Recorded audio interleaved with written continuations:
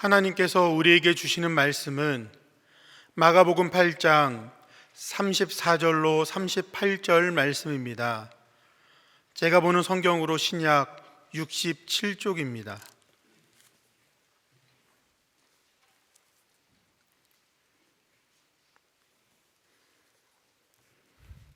하나님의 말씀을 봉독하겠습니다.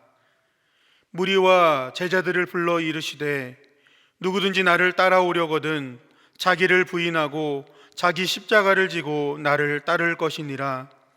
누구든지 자기 목숨을 구원하고자 하면 잃을 것이요 누구든지 나와 복음을 위하여 자기 목숨을 잃으면 구원하리라. 사람이 만일 온 천하를 얻고도 자기 목숨을 잃으면 무엇이 유익하리요? 사람이 무엇을 주고 자기 목숨과 바꾸겠느냐? 누구든지 이 음란하고 죄 많은 세대에서 나와 내 말을 부끄러워하면 인자도 아버지의 영광으로 거룩한 천사들과 함께 올 때에 그 사람을 부끄러워하리라. 아멘. 강원도 모 고등학교에 여선생님이 있었습니다. 남편과 이혼하고 딸 하나를 잘 키우려고 애를 썼습니다. 늘 단벌 옷을 입고 다녔고 보기에 누추해 보일 정도로 안 먹고 안 쓰고 그렇게 살았습니다. 그렇게 이제 명예퇴직을 하게 되면서 회식 자리에서 평소에 못 마시는 술도 한 잔 마셨습니다. 그리고 집에 가서 배탈이 나서 다음날 학교에 출근을 못했습니다. 그리고 그 다음 날도 아무 소식이 없었습니다. 그래서 그 집에 가서 확인해 보니 바닥에 쓰러져 죽어 있었습니다. 이제 퇴직하고 연금 받아 편안하게 살 수 있게 됐는데 그렇게 허망하게 인생이 끝난 겁니다. 그렇게 되니까 결혼해서 외국 산 딸이 그 어머니의 연금, 또 명예퇴직금, 보험금 다 그 딸이 받겠죠. 그 선생님의 인생은 무엇입니까? 그렇게 끝나고 마는 것이 인생입니까?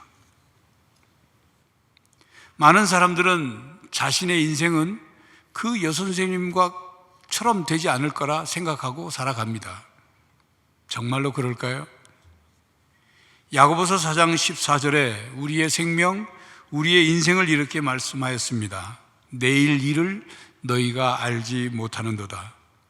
너희 생명이 무엇이냐? 너희는 잠깐 보이다가 없어지는 안개니라. 우리 인생을 안개에 비유했죠. 안개가 자욱하게 꼈을 때는 그 안개가 어떻게 없어질지 걷어질지 모릅니다. 그런데 햇빛만 비치면 언제 그랬다는 듯이 안개는 사라지고 말죠. 우리 인생이 그렇다는 겁니다. 베드로전서 1장 24절에 그러므로 모든 육체는 풀과 같고 그 모든 영광은 풀의 꽃과 같으니 풀은 마르고 꽃은 떨어지되 라고 말씀합니다. 풀이 자라고 그러나 오래가지 않아 마르고 시들어 죽습니다.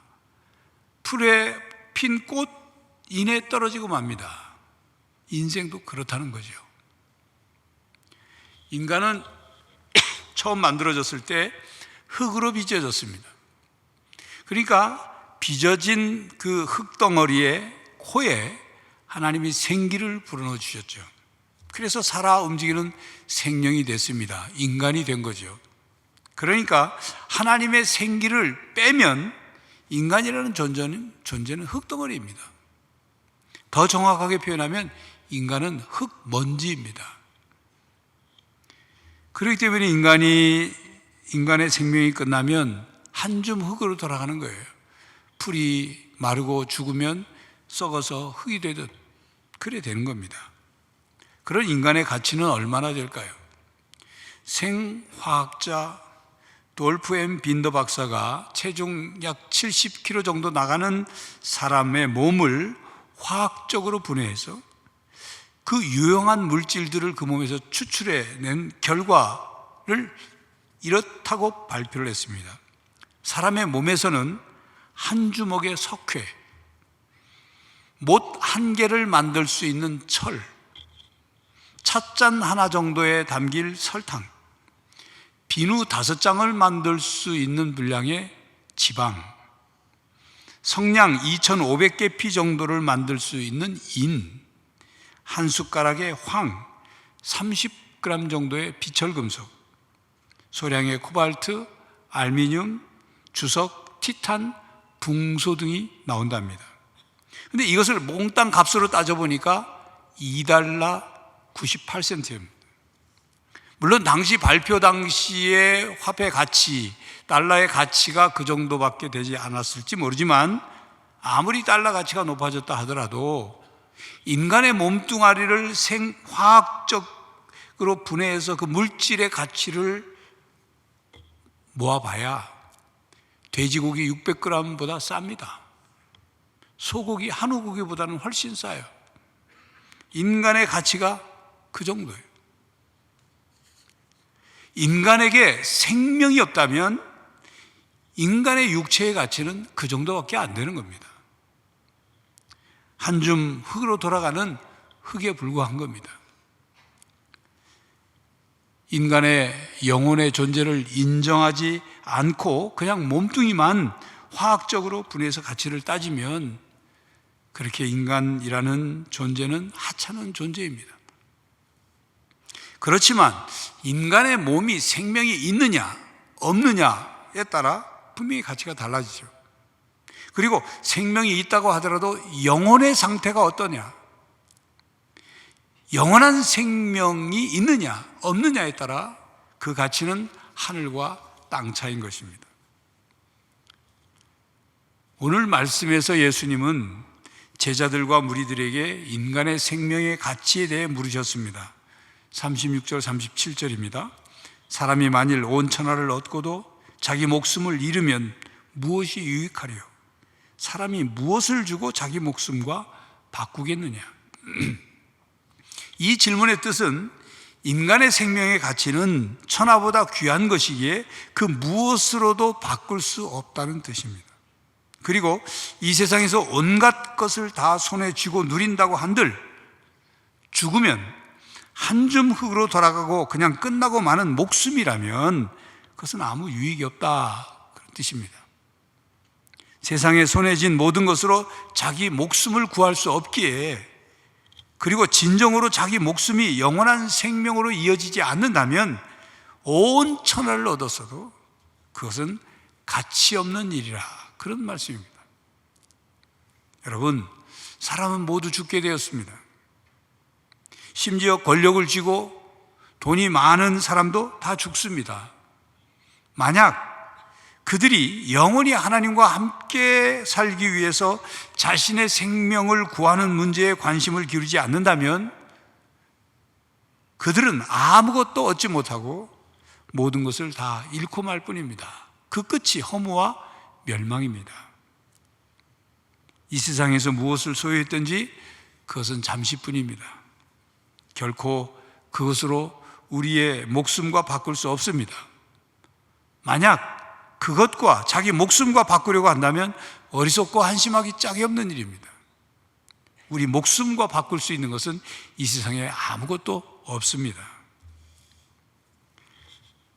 사람이 무엇을 주고 자기 목숨과 바꾸겠느냐는 예수님의 이 질문에 대한 대답은 자기 목숨과 바꿀 수 있을 만큼 가치 있는 것은 아무것도 없다는 것입니다.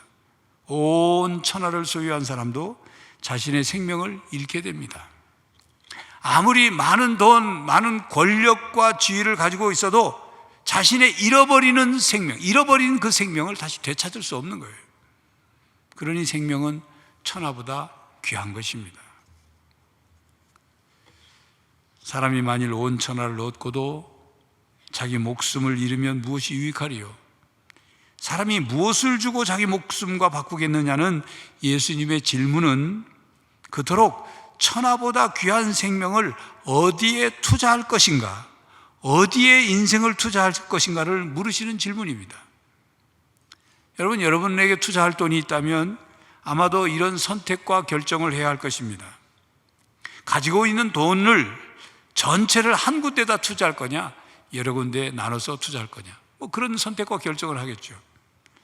저는 어디에 투자할 돈도 없고 투자해 본 적도 없기 때문에 투자 전문가의 글을 소개하고자 합니다. 사실 투자에 있어서 정확한 것은 없답니다. 다만 오랜 시간에 걸쳐서 입증되어 있는 몇 가지 원칙이 있다고 해요. 투자 원칙이. 첫 번째는 순자산 대비 너무 많은 현금을 보유하지 말 것. 둘째 원칙은 장기적 관점으로 투자할 것. 셋째 원칙은 과도하게 마켓 타이밍을 추구하지 말 것. 언제 투자해야 되느냐, 그걸 타이밍을 잡기 위해서 애를 쓰고 노력하기보다는 시장의 사이클에 따라 안정적으로 투자하라, 그 말이죠. 전체를 정리하면 장기적 안목에서 투자를 해라, 그 얘기입니다. 하나님 나라의 경제학에서는 다른 모든 투자보다 가장 가치 있는 투자를 말씀합니다. 모든 것을 동원하여 어디에 투자하라고 말씀하시느냐 하면 목숨입니다. 생명을 위해서, 영원한 생명을 위하여 투자하라 말씀합니다. 누가복음 12장에 나오는 어리석은 부자의 비유가 바로 그것을 가르치시는 말씀이죠. 예수님께 어느 날 한 사람이 찾아와 가지고 우리 형한테 명령해서 부모의 유산을 잘 나누도록 명령 좀 해달라고 부탁을 합니다. 예수님이 대답을 하죠. 나를 너희의 재판관이나 물건 나누는 자로 세웠느냐? 그렇게 말씀하시면서 15절에 삼가 모든 탐심을 물리치라. 사람의 생명이 그 소유에 넉넉한 데 있지 아니하니라 말씀을 하시고 이어서 비유의 말씀을 하셨습니다. 한 부자가 있는데 그 부자가 열심히 농사를 지어서 많은 소득을 거둬들였다. 그런데 쌓을 창고가 없어서 창고를 새로 짓고 그곳에 그 수확한 곡식을 잔뜩 다 들여놓은 다음에 그것을 쳐다보면서 흐뭇해가지고, 자, 이제 이렇게 많이 거둬들였으니 이제 평안히 먹고 마시고 쉬고 놀자, 즐기자, 그렇게 했다는 거죠. 그랬더니 하나님께서 그에게 말씀하시기를, 어리석은 자여, 오늘 밤에 내 영혼을 도로 찾으리니 네가 준비한 것, 그것이 누구 것이 되겠느냐? 자기를 위하여 재물을 쌓아두고 하나님께 대하여 부여하지 못한 자가 이와 같으니라, 그렇게 말씀하셨어요. 그러면서 예수님은 사람들에게 무엇을 먹을까, 무엇을 입을까 염려하지 말아라. 하나님 나라와 그의 의를 위하여 살아라, 그렇게 말씀하셨어요. 다시 정리해서 말씀드리면 예수님의 말씀은 이 세상에서만 살기 위해서 투자할 것인가, 아니면 영원한 세상에서 영원히 살기 위해서 투자할 것인가를 물으시는 질문이고, 그리고 그 질문에 대해 우리에게 선택하고 결정하라고 촉구하시는 말씀입니다. 오늘 본문 말씀은 마태복음 16장에 기록되어 있는 말씀과 연관되어 있습니다. 오늘 본문 앞의 내용하고도 연관되어 있죠. 예수님께서 가이사랴 빌립보 지역에 가셔서 제자들에게 물었습니다. 사람들이 날 누구라 하느냐 물었더니 제자들이 세례 요한이라고 합니다, 엘리야라고 합니다, 예레미야라고 합니다, 선지자 중에 한 사람이라고 합니다, 대답을 했어요. 대답을 다 잘했죠. 두 번째 질문하셨어요. 그러면 너희는 나를 누구라 하느냐? 그랬더니 베드로가 대답을 했죠. 뭐라고 했습니까? 주는 그리스도시요 살아계신 하나님의 아들이십니다, 대답을 했어요. 예수님이 베드로를 얼마나 칭찬을 하셨는지, 그리고 얼마나 축복하셨는지. 그리고 나서 예수님이 말씀하십니다. 내가 이제 장로들과 대제사장들과 서기관들에게 버림받고 고난당하고 죽어서 사흘 만에 부활할 거다 말씀하셔요. 그 말을 들은 베드로가 예수님께 절대 안 됩니다, 그렇게 하지 마십시오, 막 항변을 합니다. 그런 베드로를 향해 예수님이 뭐라고 말씀하십니까? 사탄아, 내 뒤로 물러가라. 너는 하나님의 일을 생각하지 않고 사람의 일을 생각하는구나. 그렇게 말씀하신 다음에 예수님께서 그렇게 베드로가 하나님의 뜻에 대한 부족한 이해와 교만함을 드러내자 예수님은 제자들과 무리들에게 제자의 삶이 무엇인가를 다시 말씀하셨습니다. 그것이 오늘 본문 내용이에요. 33절, 34절, 35절이죠. 무리와 제자들을 불러 이르시되 누구든지 나를 따라오려거든 자기를 부인하고 자기 십자가를 지고 나를 따를 것이니라.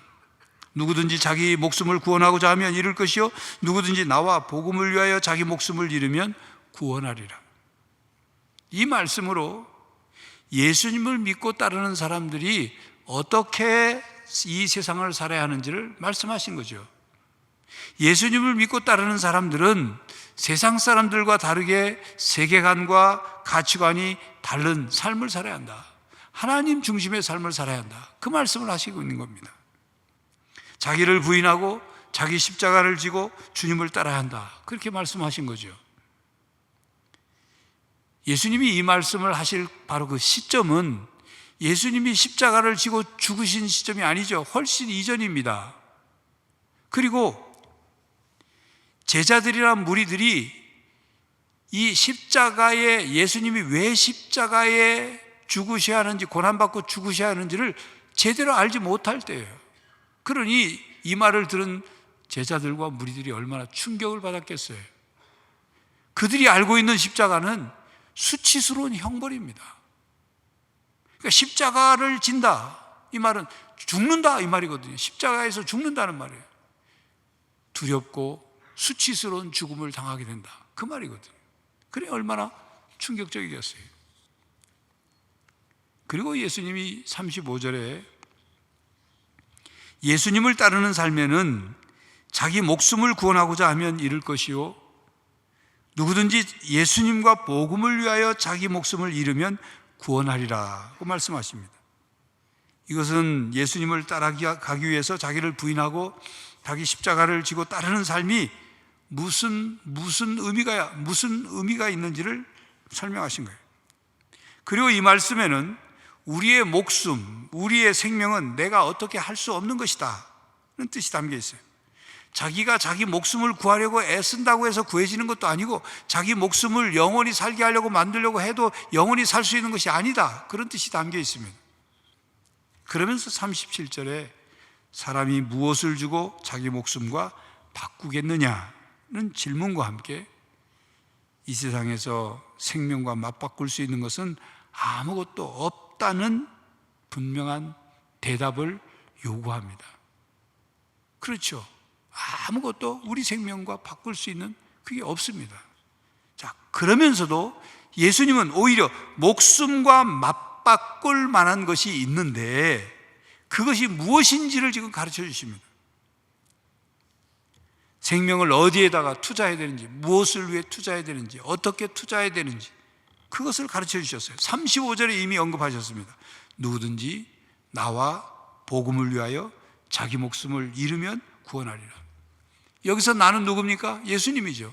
생명의 공급자이신 예수님, 우리에게 영원한 생명을 주시는 그 바로 그 예수님, 그 예수님과 그 예수님의 복음을 위해서 죽는다면 구원을 얻는다, 그 말씀이에요. 이 말씀은 죽지 않고 사는 길에 대한 것이 아니라 참된 삶을 위한 참된 죽음을 말씀하고 있습니다. 다시 말하면 예수님과 복음을 위해 죽을 수 있는 용기를 촉구하는 것이죠. 결국 예수를 따르는 제자가 되기 위해서 자기 부인과 자기 십자가를 지고 목숨까지 내어줄 수 있는 결단을 촉구하고 있는 것입니다. 그리고 세상적이고 일시적인 삶을 추구하다가 영원히 죽을 것인가, 아니면 예수님의 제자가 되어 하나님 나라를 추구하는 삶을 살다가 영생을 얻을 것인가, 둘 중에 하나를 선택하도록 요구하십니다. 여러분, 사람에게 목숨보다 소중한 것은 없습니다. 그러므로 천하를 얻고도 목숨을 잃으면 얻은 천하가 무슨 소용이 있겠어요? 죽으면 다 남의 것 되는데. 그리고 사람은 자기 목숨을 이 세상의 그 무엇으로도 바꿀 수 없는 것이기에 사람에게 목숨은 가장 귀한 것입니다. 이에 예수님과 복음을 통해 얻는 생명의 소중함을 강조하셨습니다. 예수님과 복음을 통해 결코 잃을 수 없는 영원한 생명을 얻어야 한다고 강조하셨습니다. 예수님과 복음만으로 구원을 얻는다. 예수님과 복음만으로 영원한 생명을 얻을 수 있다. 그걸 말씀하고 있어요. 그렇게 짐 엘리어트 선교사는 영원한 것을 얻고자 영원할 수 없는 것을 버리는 자는 바보가 아니다. 이런 말을 했어요. 이룰 수 없는 것을 얻고자 지킬 수 없는 것을 버리는 자는 바보가 아니다. 그 말입니다. 영원한 생명, 영원한 삶을 얻기 위해서 순간적인 것, 이 세상적인 것을 포기하는 삶이 지혜로운 삶이라는 말입니다. 순간적이고 현세적이고 물질적인 것을 포기하여만이 진정으로 영원한 것을 얻을 수 있습니다. 순간적인 것과 영원한 것 모두를 다 얻을 수 있다면 더할 나위 없이 좋겠죠. 그러나 그 두 가지를 다 함께 다 얻을 수 없습니다. 안타깝게도 많은 사람들이 이 세상의 가치에 너무 사로잡힌 나머지 그리스도께서 값없이 주시는 선물을 보지 못하고 있습니다. 여러분은 어디를 바라보고 있습니까? 무엇을 바라보고 있습니까? 혹시 이 세상의 가치에 집중하다가 가장 고귀한 것을 놓치고 있지는 않습니까? 이 세상에 썩어질 것, 헛된 것, 순간적인 것을 붙잡으려다가 하나님과 함께하는 영원한 생명을 놓치고 있지는 않느냐 그 말이에요. 여러분, 진정한 부는 다른 무엇과도 비교할 수 없는 영원한 생명입니다. 진정한 최고의 가치는 다른 무엇과도 비교할 수 없는 영원한 생명에 있습니다. 진정한 투자, 지혜로운 투자는 다른 무엇과도 비교할 수 없는 영원한 생명에 투자하는 것입니다. 이 세상을 다 준다고 해도 바꿀 수 없는, 바꿔지지 않는 그 영원한 생명에 투자해야 하는 것입니다. 그러므로 성도 여러분, 오직 예수 그리스도를 통해서 영원한 생명을 얻고 영생을 누릴 수 있기를 바랍니다. 우리는 지금 사순절을 지나고 있습니다.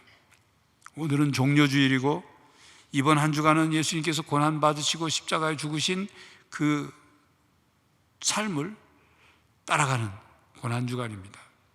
예수님의 고난과 십자가의 죽음을 묵상하고 십자가의 사랑과 은혜를 다시 되새기고 십자가 신앙을 새롭게 깨닫고 새롭게 갖는 주간이 바로 고난주간입니다. 예수님은 하나님의 아들이신데 왜 이 세상에 사람이 되어 오셔서 고난당하고 십자가에 죽으셔야 했습니까? 우리 때문입니다. 더 구체적으로 말씀드리면 인간의 생명 때문입니다. 인간의 생명은 천하보다 귀한 생명이지만 죄와 허물로 죽은 생명이에요. 인간은 태어날 때 영원한 생명을 받아서 태어난 것이 아니라 죄와 허물로 죽은 생명을 받아서 태어났어요. 그런 인간의 생명을 살리려고 독생자 하나님 예수 그리스도께서 생명을 내어주셨습니다.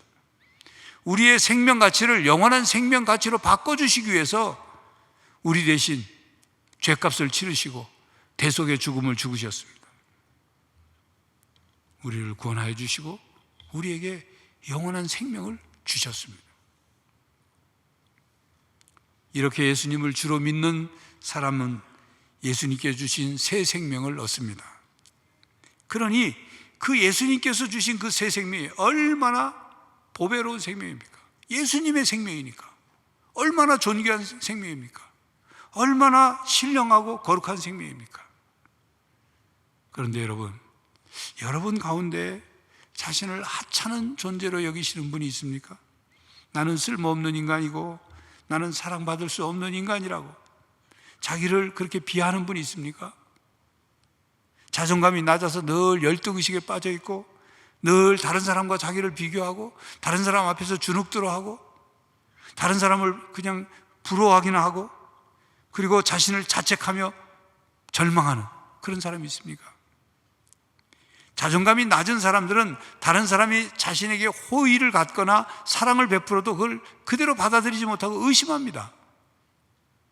자존감이 낮아서 예수님의 사랑조차도 의심하고 있는 건 아니냐 그 말이에요. 자신이 얼마나 보배롭고 존귀한 존재인지를 모르고 있지는 않느냐 말이에요. 예수님께서 주신 그 새 생명, 보배롭고 존귀하고 신령하고 거룩한 그 새 생명을 싸구려 취급하지 말라 그 말입니다. 우리는 천하보다 귀한 생명을 가졌습니다. 예수님께서 주신 새 생명, 그 새 생명은 영원한 생명입니다. 성자 하나님 예수 그리스도께서 생명을 내어주시면서 바꿔주신 영원한 생명이에요. 우리의 가치는 천하보다 귀합니다. 그런 우리가 이 세상을 어떻게 살아가야 할까요? 혹시 여러분이 지금 여러분 자신에 대해서 알고 있는 것으로 여러분 자신을 단정 짓지 마십시오. 여러분이 여러분 자신을 평가한 그 평가 내용 가지고 여러분을 평가절하하지 마십시오. 여러분이 생각하는 여러분의 가치, 나의 가치가 얼만큼 된다는 그 가치 평가된 것으로 여러분의 생명, 여러분의 존재를 함부로 여기지 마십시오. 여러분의 인생을 함부로 살지 마십시오. 여러분의 영혼을 잃어버리지 마십시오. 그래서 여러분의 영원한 삶을 포기하지 마십시오. 하나님의 아들 예수 그리스도의 새 생명을 받았지 않습니까? 그 생명을 함부로 대하지 마시란 말입니다. 성도 여러분, 이 세상을 창조하시고 인간을 창조하신 하나님께서 하나님의 아들 예수 그리스도를 이 땅에 보내시고 그 생명으로 우리의 생명을 구원하여 주셨습니다. 우리는 예수 그리스도를 통해서, 예수 그리스도를 말미암아 우리는 영원한 생명을 받았습니다. 십자가의 놀라운 사랑으로 우리는 하나님의 자녀가 되었고 보배롭고 존귀한 존재가 되었습니다. 그러므로 우리는 이 세상만 바라보지 말고 영원한 하나님 나라를 위하여 살아가는 성도들이 되시기를 간절히 바랍니다. 기도하겠습니다. 하나님, 생명의 가치와 생명의 존엄성이 땅에 떨어진 이 세태에 우리가 하나님께 얼마나 보배롭고 존귀한 존재인지, 우리의 생명이 천하보다 귀한 생명인지를 다시 한번 깨닫습니다. 우리에게 그 귀한 생명, 그 영원한 생명을 주셨사오니 그 영원한 생명을 가지고 이 땅을 살아가게 하여 주시옵소서. 이 땅만 바라보지 않고 영원한 하나님 나라를 바라보고 하나님 나라를 위하여 살아가게 하여 주시옵소서. 예수 그리스도의 이름으로 기도하옵나이다. 아멘. 성도 여러분, 독생자 하나님 예수 그리스도께서 고난받고 십자가 위에서 우리 대신 죽으심으로 우리는 영원한 생명을 얻게 되었습니다. 그 영원한 생명을 가지고 이 세상만 바라보지 말고 영원한 하나님 나라를 위해 살아가는 성도들이 되시기를 간절히 바랍니다. 지금은 우리 주 예수 그리스도의 은혜와 하나님 아버지의 사랑과 성령 하나님의 교통하심이 영원한 생명으로 영원한 하나님 나라를 위해 살기로 다짐하는 모든 성도들과 가정과 삶의 현장 위에 이제로부터 영원히 함께 하시기를 간절히 축원하옵나이다. 아멘.